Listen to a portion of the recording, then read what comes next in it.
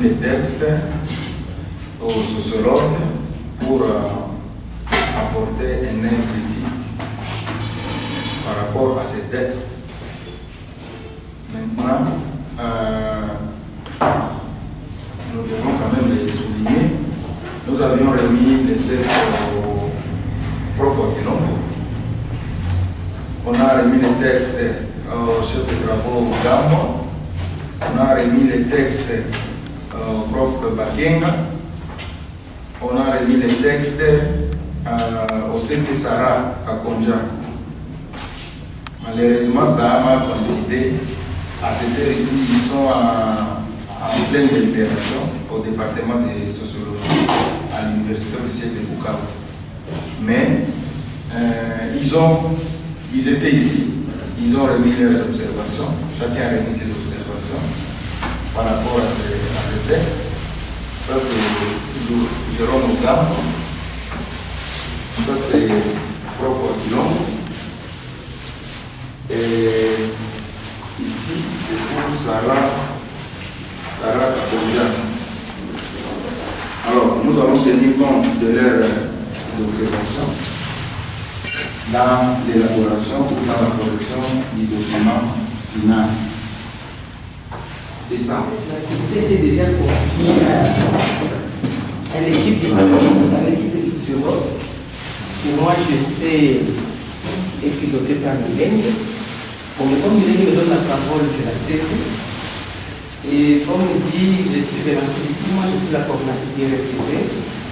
En fait, ici, c'est une activité organisée par l'Alliance stratégique de plaidoyer, qui est une alliance qui signifie l'ensemble des organisations qui travaillent sur les violences basées sur les genres et qui sont en train justement de travailler sur cet avant-projet de loi spécifique SGPI. Et cette loi spécifique SGPI avait été voulue par la CIRGL. C'est demandé à tous les pays de la CIRGL d'avoir une loi spécifique SGPI. Et le Congo étant membre de la CIRGL, le Congo doit aussi posséder cette loi. Et c'est seulement le Congo qui n'en a pas encore. Alors, lors d'une de nos activités comme alliance stratégique, dont les RFDP élites, si nous nous commençons ici parce que nous sommes une organisation élite qui pilote l'alliance stratégique avec SOS IGN. Alors, nous étions à une activité à Kinshasa où nous étions là pour un plaidoyer et nous avions promis aux autorités, dont les ministres du genre, dont la conseillère du président en matière de violences sexuelles, nous étions en train de leur montrer que le pays était en retard par rapport à ses engagements internationaux, ses engagements dans le Grand Lac, et qu'il fallait qu'il y ait cette loi.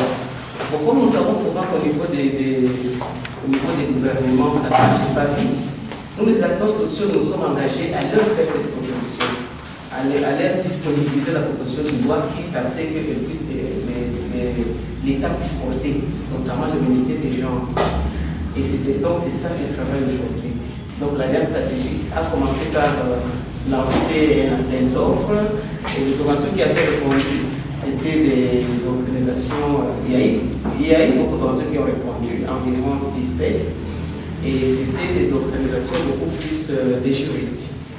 Je ne sais pas si les autres n'ont pas vu l'appel. L'appel avait duré longtemps, on a fait plus d'un mois à attendre que les gens réagissent. C'était l'organisation des juristes. Les juristes ont répondu et il y a eu CERDO qui a été retenu, CERDO de l'UCB. Et nous avions l'espoir que CERDO a à son sein des sociologues, parce que nous pensons qu'une loi ne peut pas aussi être élaborée sans tenir compte de toute la lecture des besoins qui sont très dynamiques d'une société. Bon, après, CERDO a rendu son travail. Moi, j'ai continué à persister qu'il fallait qu'il y ait un regard sociologique là-dedans, parce que j'ai quand même l'expérience des lois, comme la loi qui est la loi 018, qui est qu'on appelle loi sur les violences sexuelles, et qui est aujourd'hui jugée difficilement applicable.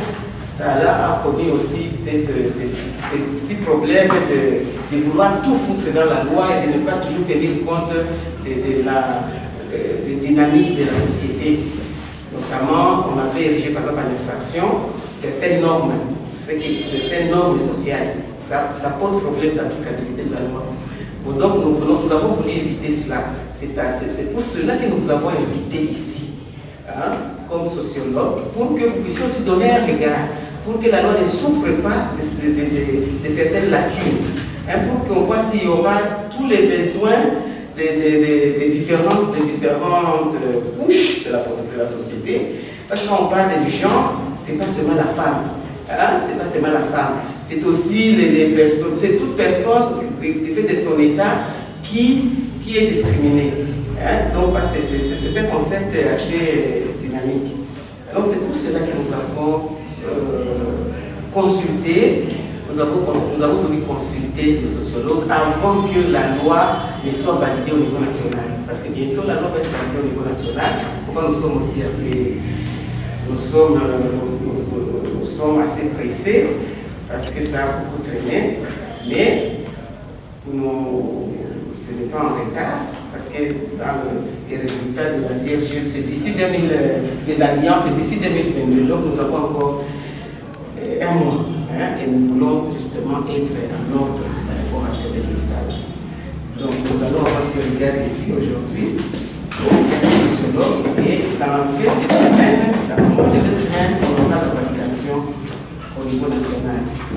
Et donc soyez, comment je peux dire, soyez conséquents, responsables, contribuer. Il s'agit d'une contribution patriotique aussi, savoir qu'une loi c'est quelque chose d'impersonnel, mais c'est quelque chose finalement qui régit tout le monde.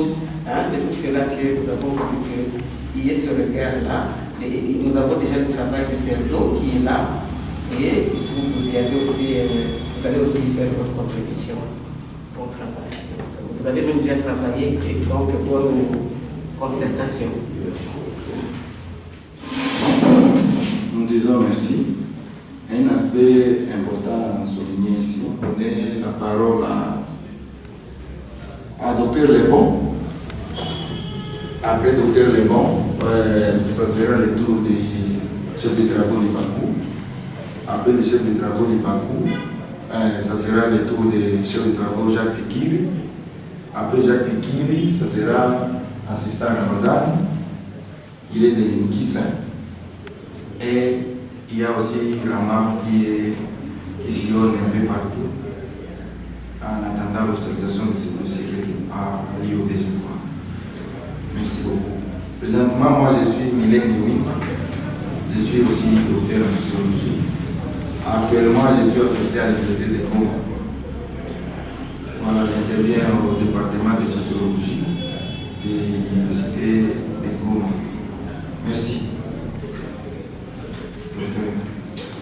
Ça va, merci beaucoup. Je vous remercie encore une fois pour la parole à apporter. Vous m'avez déjà présenté, je réponds les bons, je suis docteur en sociologie. C'est là quelques mois que j'ai soutenu ma thèse. Je suis aussi enseignant-chercheur. En fait, comme vient de le dire, vous m'avez confié ce papier pour le lire, essayer un peu d'apporter ma contribution par rapport à ce que je pense comme sociologue. Je ne suis pas de cette sociologue, les sociologues sont nombreux, mais par rapport à ma lecture personnelle, c'est que, en plus de certaines fautes d'orthographe que j'ai soulignées ici et là, les styles, tout ça, j'ai essayé un peu de travail aussi. Il y a quand même certains éléments que j'ai épinglés ici. J'ai pensé qu'il était quand même important qu'on puisse tenir compte de ça. Il y a par exemple dans le premier chapitre, la définition du concept. Je pensais qu'il fallait aussi élucider les concepts de discrimination basés sur le genre. Il fallait aussi définir ces coutumes orthographiques. Alors, au-delà de ça, j'ai montré que je pensais que si cet article ne fait pas allusion aux familles qui marient binaires, il serait édifiant qu'un article s'inscrivant dans cette perspective-là soit inséré, c'est-à-dire le mariage précoce, le mariage toxique. que c'est aussi un problème réel dans notre société, dans certaines démocraties. Alors, au-delà de ça, j'ai pensé que les victimes de violences basées sur le genre devraient aussi apprendre à dénoncer les actes auxquels elles font face. Parce que nombreuses personnes sont victimes de ces actes-là de violence, mais nombreuses aussi ne parviennent pas à dénoncer les actes auxquels elles font face. Alors, il nécessite aussi qu'il soit assoupli l'accès à la justice par les victimes. Parce que, bon, on peut être victime, mais pour essayer, pour voir comment, en fait, on peut être victime, on peut tomber victime de ces actes de violence basés sur le genre, mais pour accéder maintenant à la justice, ça pose problème dans notre société. Je pensais que si on réfléchissait dans le sens de voir comment assouplir un peu l'accès à la justice par ces victimes-là, ça serait aussi une bonne chose. Alors, parce qu'au niveau du 3e chapitre, vous avez parlé de la prévention, de la discrimination et des violences basées sur le genre. J'ai pensé aussi qu'il fallait qu'un budget soit voté. Il fallait qu'un budget soit voté au niveau national pour bien concrétiser ou permettre la réalisation, n'est-ce pas, de cette politique nationale de lutte contre les violences basées sur le genre. Au-delà de ça, j'ai aussi montré que l'État congolais devrait protéger toute personne qui dénonce, n'est-ce pas, personne qui dénonce l'acte de violence basé sur le genre. Il faudrait que l'État puisse quand même s'impliquer pour essayer un peu de protéger ceux-là qui se donnent le courage de dénoncer ce mal. En fait, de façon globale, c'est ça un peu ma contribution. J'ai aussi pensé qu'au niveau du cheminement du chapitre, l'articulation du chapitre, bon, comme l'article en soi, comme la loi cadre en soi porte sur la prévention et répression des violences basées sur les genres, il ne serait pas mauvais que le 2e chapitre parle. J'ai pensé qu'il fallait d'abord parler de la prévention et puis finir par la répression. Parce que vous avez essayé un peu d'inverser. Je pensais qu'il fallait peut-être regarder un peu. Il faut commencer par la répression. Oh oui. Non, il faut commencer par la prévention puis finir par la répression.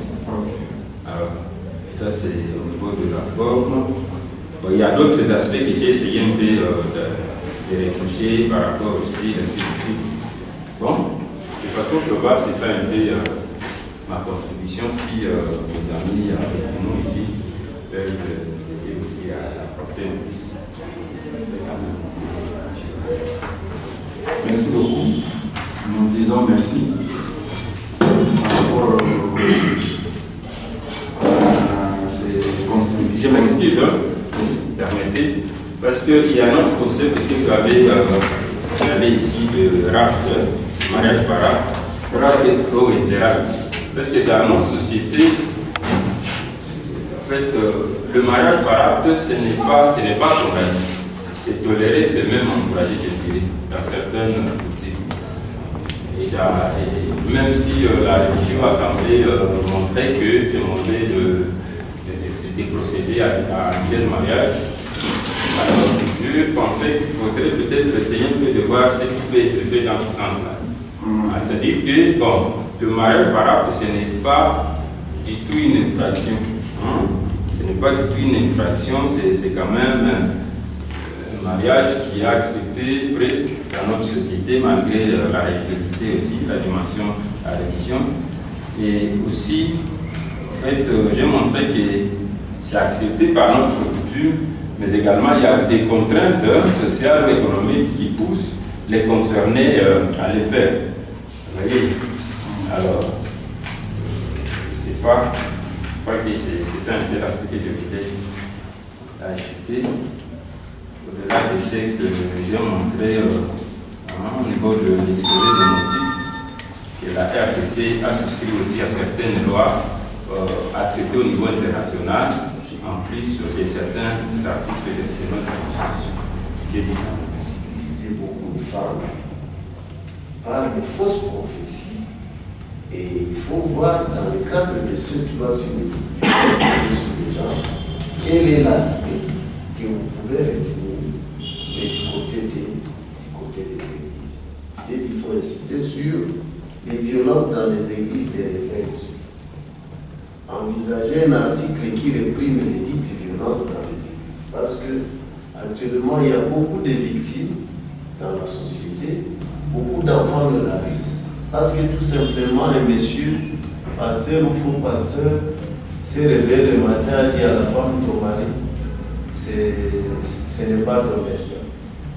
Viens chez moi, je vais commencer à te montrer comment tu vas vivre. Cet homme va te sacrifier. Beaucoup d'enfants sont malades comme ça. Beaucoup de femmes sont violées par les pasteurs. Faux pasteur ou pasteur, moi je ne sais. Mais il faut franchement envisager un article qui aussi réprime ce genre de violence, parce qu'on dit souvent l'une des particularités, bien sûr, l'une des particularités de la criminalité ou de la criminologie, c'est d'enseigner plutôt la prévention. Et de la prévention naîtra la répression. Donc, il faut que cette loi puisse beaucoup plus renseigner sur la prévention et, évidemment, sur la répression par la suite. Il faut que cette loi puisse montrer à la société qu'elle vient réellement réprimer tous les crimes basés sur le genre.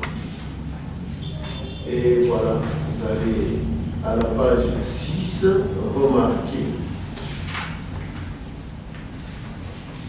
qu'il y a un article que vous avez retenu, l'article portant attentat à la vie.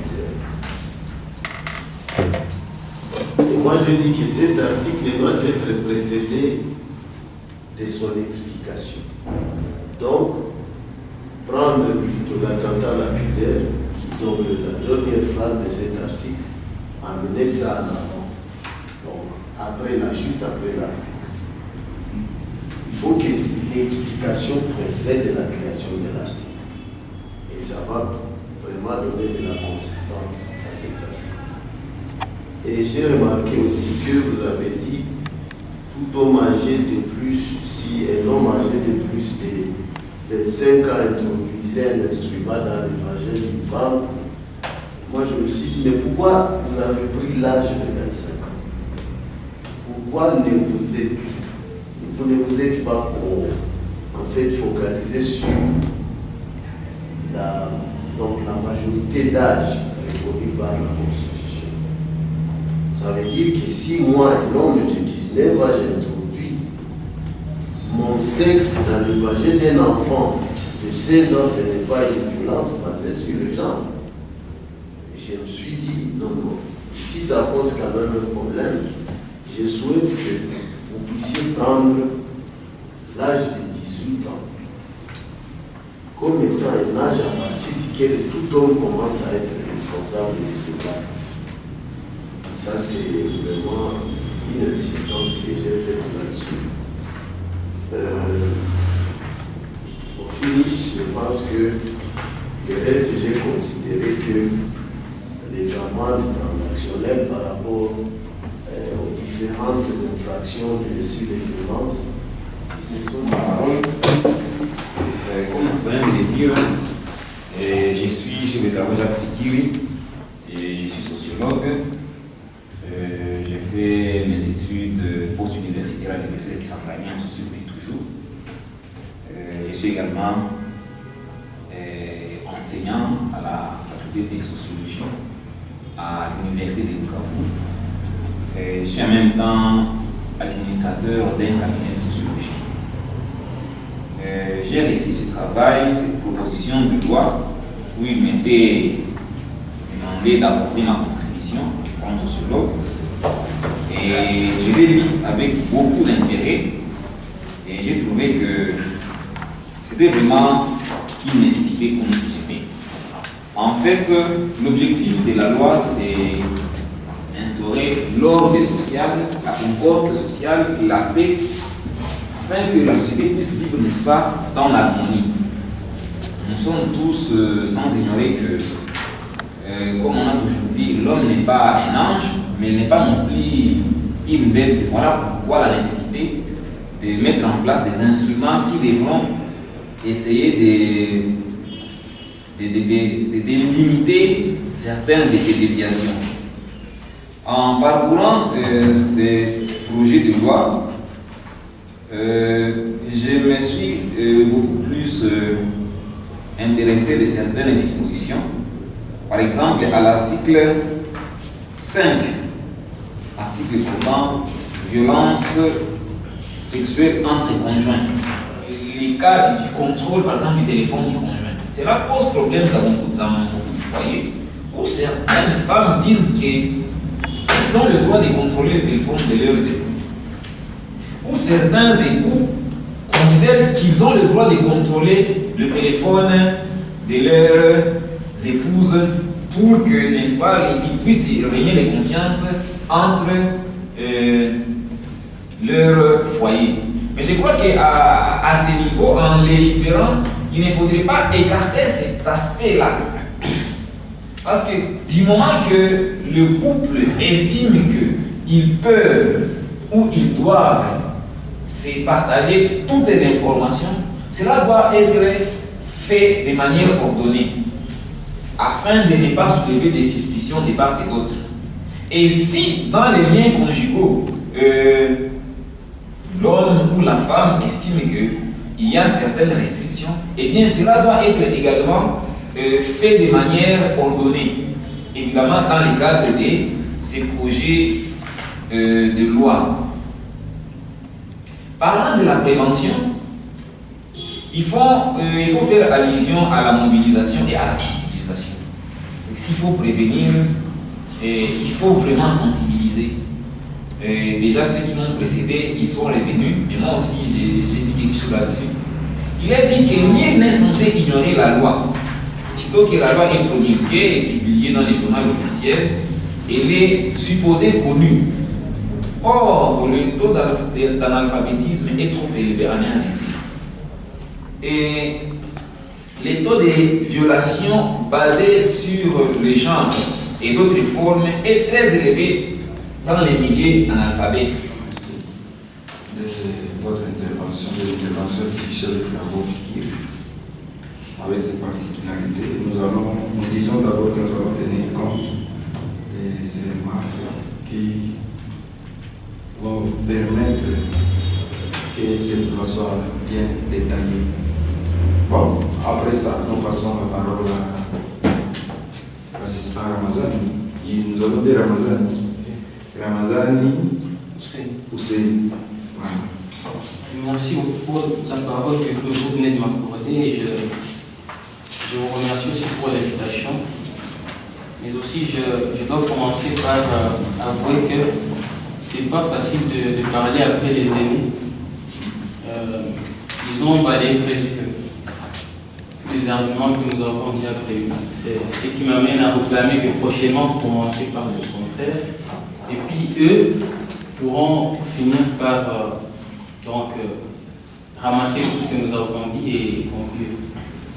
Qu'à cela ne tienne, je vais commencer par la définition de concept. Et je vais directement sauter au concept de violence à l'égard des femmes.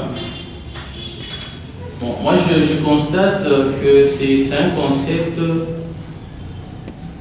qui est souvent politisé, et qui, quand on entend qu'il y a une violence, comme a dit le CT, on sous-entend qu'il y a une femme qui a été victime, alors que les faits qui sont ici en charge, il y a aussi des hommes qui en sont victimes.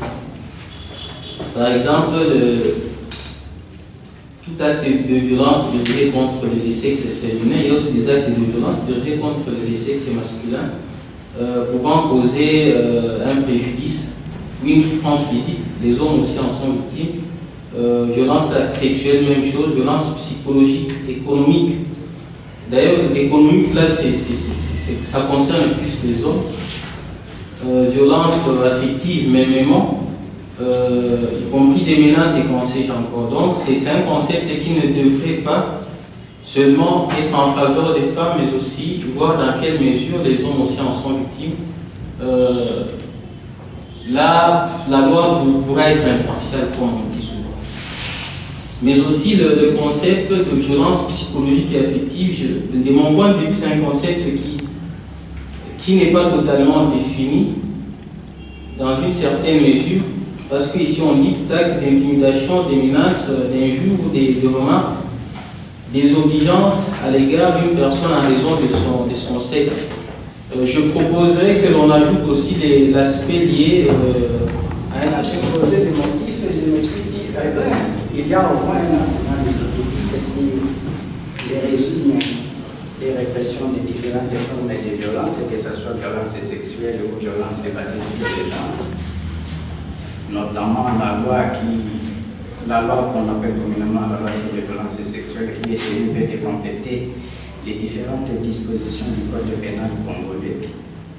Alors là, on se retrouve devant une loi qui essaie un peu d'apporter un plus à tout ce qui a déjà été légiféré par les législateurs congolais. Mais je me suis mis devant une évidence. Alors, sur le deuxième chapitre, sur les dispositions qui essaient un peu de réprimander certains faits qu'on considère comme étant violence basée sur les genres. C'est bien.